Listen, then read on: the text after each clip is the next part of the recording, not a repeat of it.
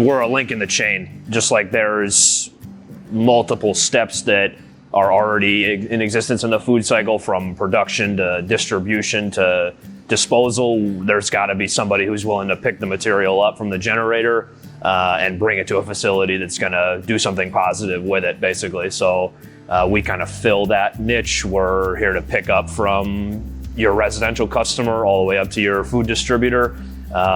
There's got to be that link in the chain to keep the food cycle moving in the right direction. So our residential program, it consists of giving a 4-gallon green container, one of the ones you see behind me right now, to our homes and apartments that want to divert their food scraps. They fill it up during the course of a week or every other week, depending on their preference. And then we come and take the food scraps. Some of our customers have us clean out the pail for them as a little bit of an extra service. And then we bring it to a composting facility. We do all the dirty work, we like to say. And then the compost that they get back is about 150 pounds per year as part of the process, just to say, this is the full circle. This is what happens to your food scraps. The commercial service is a similar concept, just on a grander scale. We're able to use 32-gallon, 65-gallon rolling carts, as well as 2-yard dumpsters. And we could pick up palletized packaged material. And very much in the same way, we just put people on a collection schedule, and then we bring all of their material to the composting facility. With the commercial service, there's a little bit more hand-holding usually, because they're working with organizations and stuff like that, where there's a lot of people involved, and the message needs to get out, and people need to know why they're doing this new program, because people don't change unless they have a good reason to. People have been throwing stuff in the trash for a long time, so to think that we're going to be able to change their minds in a 15-minute conversation is it's not usually the case. So we try to do our best to make sure that we are making their program successful, because if they're not successful, then we're not going to be successful. The residential composting is really important because I think it spreads the word huge between a family. It goes from one person to the whole family knows about it, and it becomes really a story in that family and then to other people. So it spreads like wildfire if you have a residential collection.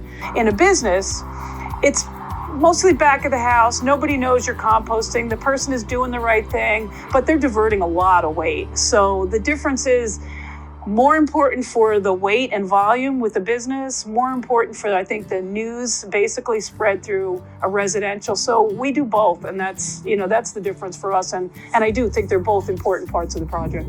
Day to day, I think, we have drivers going out doing collection 5 days a week, and then we're operating on the site about 3 days a week, but that's growing, and we're getting more people interested in tipping with us as well. So coming and dropping their food waste off at our site, and then we can process that. And I think going into this next season, we're working on getting our organic certification and USCC STA. So we'll just have a product that we're really proud to sell and just be able to get it more out in the community. On the hauling side, the most difficult thing is building route density. That's always been our biggest struggle, but again, thankfully over time we've grown enough and the issue has become more front and center, so that's become less of an issue. We're always trying to make sure that we are hitting as many stops on a route as humanly possible, so building route density can definitely be a difficult thing to do for sure. Yeah, the most common question still probably to this date has to do with the yuck factor that surrounds it. We still almost always have to answer that question to make sure that the customer is okay with signing up for it, even if it's a residential customer, again, all the way up to a big commercial one.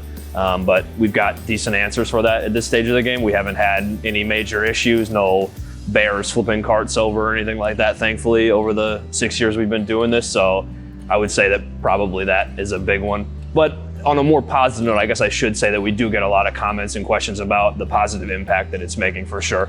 I think that has become a lot more a part of the conversation. It's switched from the negativity that might have surrounded it a decade ago to more of like, this has to happen because of, look at how much positive benefit it's creating for the earth. And we help people through the whole process so that they can train their employees properly, they can implement the program hopefully seamlessly. We take the difficulty out of it and the nasty part out of it. For our collection, we get asked, does it smell? We work in both Jersey City and Hoboken, And where do I put my bucket? We have a 5-gallon bucket for the residential customers. So where do I put it? In your freezer until you put it in your bucket, and then you put it out on the day, or put it on your fire escape, put it underneath your sink, but put it in a place where you're going to see it and use it frequently, and keep the lid on it, and it's usually fine. Seek out a collection service in your area. If you can't compost on site, sometimes businesses have the capability to compost on site, which is the most environmentally friendly option, because then you can use the compost for landscaping or whatever, if you have that kind of setup. But if you don't, there's services like ours around, or maybe you can even get in touch with your local hauler and see if they're interested in starting an organics collection. Potential generators, people who are currently throwing their food in the trash, is that it's a lot easier to switch to composting than you might think. Almost all of what you're throwing away at a restaurant, at a food distributor, at a hospital, for the hospital cafes, almost all of what you're throwing away is food already. So it's really just about switching from one container to another. Advice I give is that, it is easy to do the right thing, and we want to make it that way.